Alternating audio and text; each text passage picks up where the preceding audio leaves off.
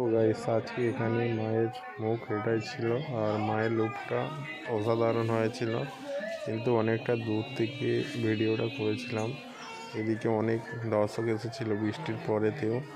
তো এখানে আজকে এতটাই বৃষ্টি হয়েছিল, মানে কি বলবো তোমাদের।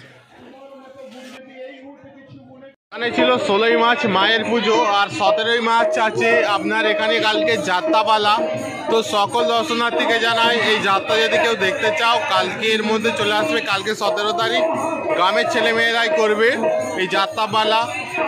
তো এখানে মেলা চলছিল, যা নেবেন 40 টাকা। এদিকে একটা ব্যাগের দোকান হয়েছিল, তো এদিকেও ভালো ভালো তো দোকান হয়েছিল। বৃষ্টির জন্য যত গন্ডগোলটা হয়ে গেছে।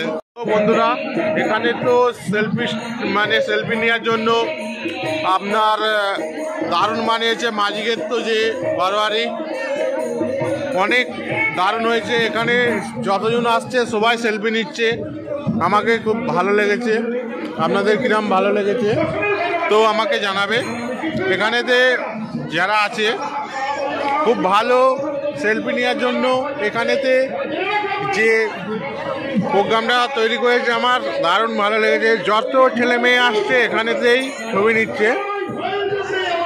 এখানে ম্যাজিকের তো বারোয়ারি দাদাদেরকে অসংখ্য ধন্যবাদ জানাই এই সেলফি স্টিকটা তৈরি করার জন্য।